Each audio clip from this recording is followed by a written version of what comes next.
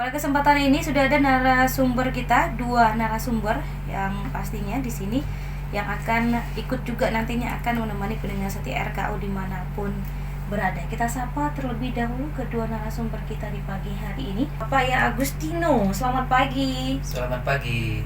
Apa kabarnya hari ini? Alhamdulillah baik. Alhamdulillah baik ya. Bapak Agustino adalah selaku analis kebijakan ahli muda di seksi penyekatan sipil, benar? Ya benar. Ya, kalau ada salah tolong diluruskan ya. Ditemani dengan rekannya di sini ada Bapak Nanang Kusardi. Gimana kabarnya hari ini? Alhamdulillah sehat selalu. Ini pertemuan kita yang kesekian ya, Ya, kalau nggak betul. salah. Baik, untuk mempersingkat waktu langsung saja kita ke tema kita pada pagi hari ini adalah Gunung Peramas. Kita pengen tahu Gunung Peramas ini kepanjangannya apa lagi gitu ya, dan apa yang akan kita bahas sebenarnya pada pagi hari ini. Gunung Peramas itu adalah suatu gerakan mendukung pelaporan kematian masyarakat. Gunung Peramas itu sendiri merupakan salah satu inovasi yang ada di Dinas Kependudukan dan Pencatatan Sipil yang diambil dari ikon-ikon yang ada di Kayong Utara. Jadi pelaporan kematian masyarakat itu sendiri dilaporkan melalui buku pokok pemakaman namanya, yaitu berfungsi untuk mencatat semua peristiwa kematian yang dimakamkan di tempat terjadinya peristiwa kematian tersebut oleh petugas pemakaman atau petugas desa, baik itu RT ataupun kepala dusun yang mengetahui peristiwa tersebut. Gunung Peramas itu ada satu singkatan, ada kepanjangannya. Apa tadi? Gerakan mendukung pelaporan kematian masyarakat. Oke, itu dia. Gerakan mendukung pelaporan kematian masyarakat. Perlu teman-teman garis bawahi, tema kita di pagi hari ini adalah gerakan mendukung pelaporan kematian masyarakat.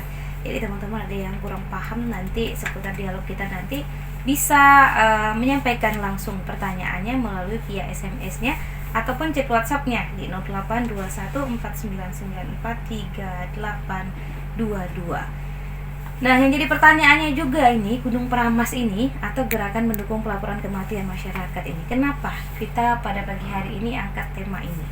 Apakah ini ada isu-isu menarik juga di luar sana sehingga kita perlu menjelaskan juga mengenai program dari Gunung Peramas ini? Yang melatar belakangi adanya ide tersebut adalah yang pertama, peristiwa kematian itu sendiri masih kurang efektif dalam pelaporan baik di masyarakat maupun di desa. Jadi mungkin karena ada budaya atau kesibukan dari keluarga, jadi masyarakat enggan melaporkan peristiwa kematian. Yang kedua adalah masyarakat itu sendiri belum menganggap akta kematian itu penting.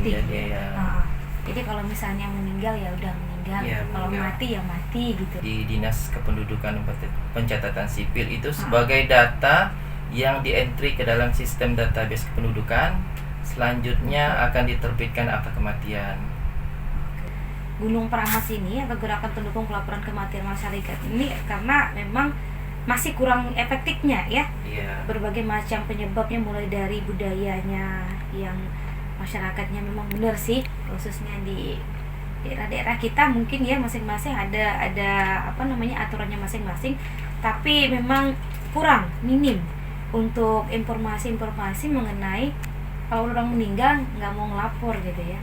Tahu-taunya nanti ada lagi permasalahan, misalnya ada bantuan ini bantuan itu, kok orang mati dapet gitu ya.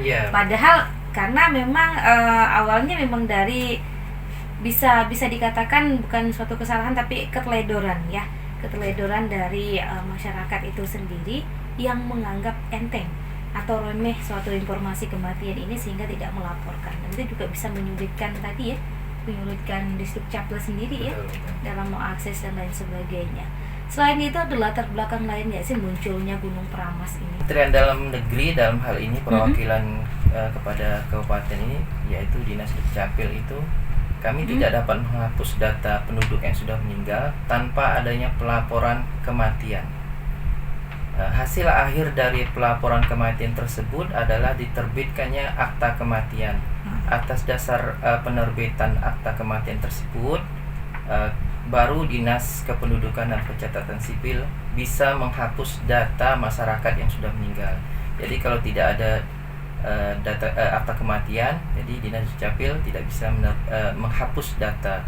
Jadi ini berpengaruh kepada data, baik itu data pemilu itu sendiri, kemudian berpengaruh pada data tentang bantuan sosial, kemudian berpengaruh terhadap data BPJS, begitu Mbak. Ada aturan hukumnya nggak sih yang mengatur kenapa harus kita melapor gitu? Pasal 44 Undang-Undang Nomor 24 Tahun 2013. Jadi setiap kematian itu wajib dilaporkan oleh rukun tetangga atau nama lain sesuai dengan domisili penduduk kepada instansi Dinas Kependudukan dan Pencatatan Sipil. Kemudian berdasarkan laporan tersebut pada ayat 1 itu pejabat pencatatan sipil mencatat pada register akta pencatatan sipil dan menerbitkan kutipan akta pencatatan sipil. Jadi akta di pencatatan sipil itu ada dua Mbak. Yang pertama itu register. Register itu adalah akta otentik yang disimpan di Dinas Kependudukan dan Pencatatan Sipil. Kemudian yang diserahkan kepada masyarakat itu adalah kutipan aktanya. Jadi baik itu akta kelahiran, akta kematian, kemudian akta pengesahan anak dan lain sebagainya, itu yang diserahkan kepada masyarakat itu adalah kutipan aktanya.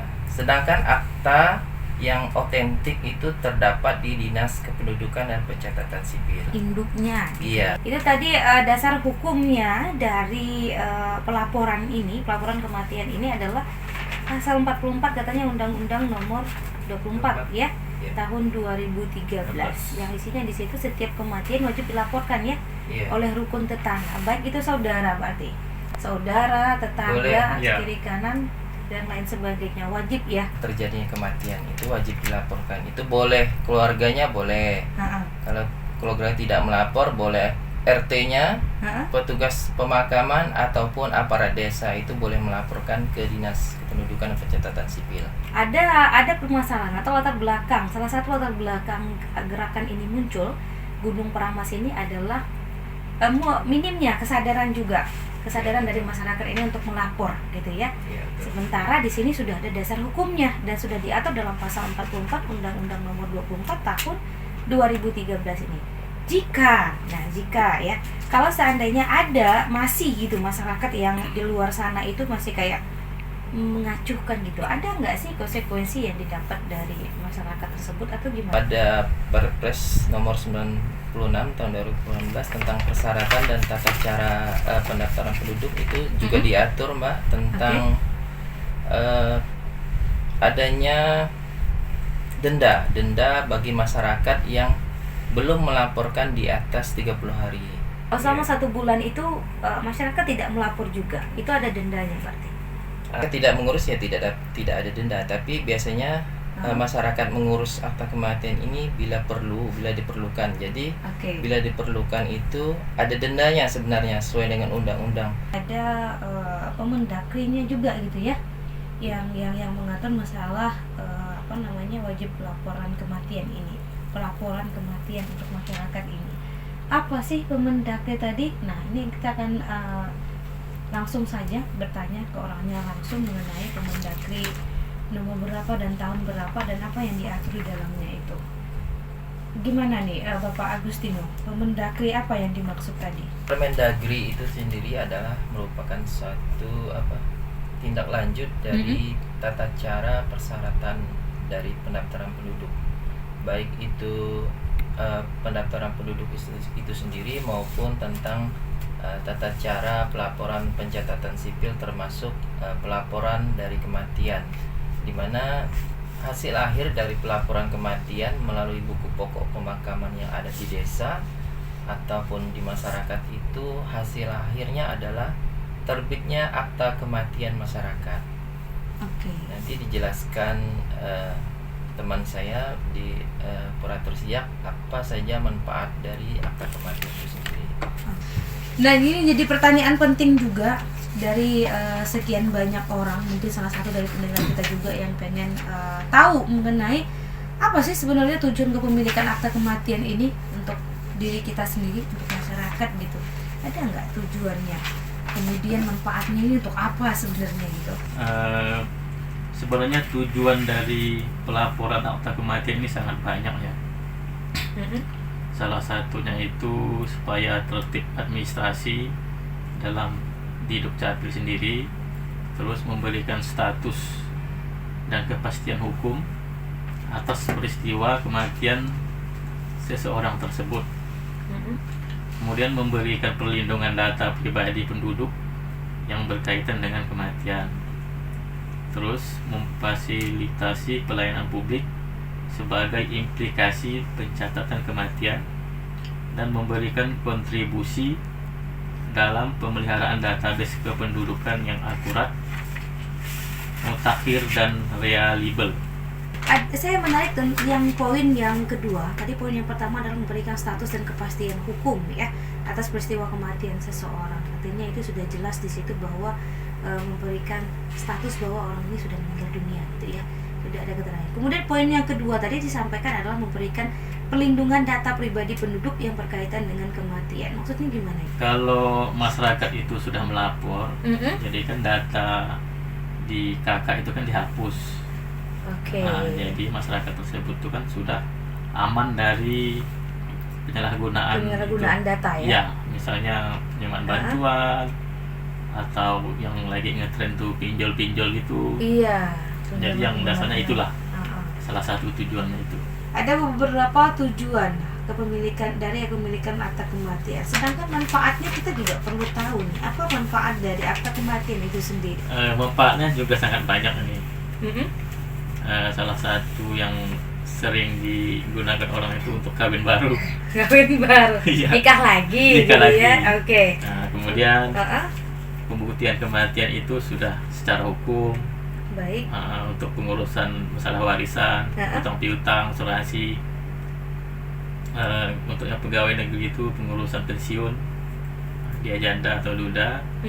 Kemudian untuk pemberian tunjangan keluarga, taspen, kalau dia ada tabungan di bank kan, supaya nyaman pencairannya.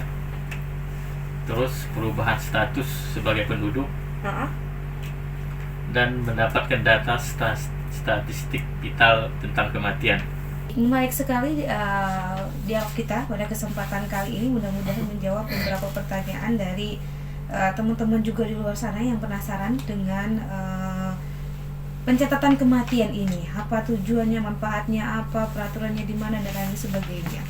Yang terakhir nih, sebelum kita menutup program kita pada kesempatan pagi hari ini, mungkin silakan Bapak Agustino bisa, Pak Nanang juga bisa untuk memberikan harapan ke depannya mengenai program yang kita bahas pada pagi hari ini, yaitu Gunung Pramas atau gerakan mendukung pelaporan kematian masyarakat. Inovasi Gunung Pramas ini dapat mempermudah masyarakat dalam melakukan pelaporan kematian. Jadi bisa melalui aparat desa yang ada di desa yang kami tunjuk, sudah ada adminnya, bisa menggunakan pelaporan melalui Sidatuku ataupun langsung datang ke Dinas Kependudukan dan Pencatatan Sipil. Jadi sesuai dengan amanat Permendagri, persyaratan ada beberapa persyaratan yang dihilangkan yang memudahkan masyarakat. Jadi dengan harapan tersebut target yang telah diberikan kepada kami bisa tercapai dan masyarakat bisa mengurus dengan dimudahkan. Jadi harapan kami ke depannya dengan adanya gerakan mendukung pelaporan kematian masyarakat ini, data-data yang ada di Dinas Kependudukan dan Pencatatan Sipil itu bisa terupdate dan akurat sesuai dengan dan dapat memberikan kontribusi kepada pembangunan bagi Kabupaten Kayong Utara.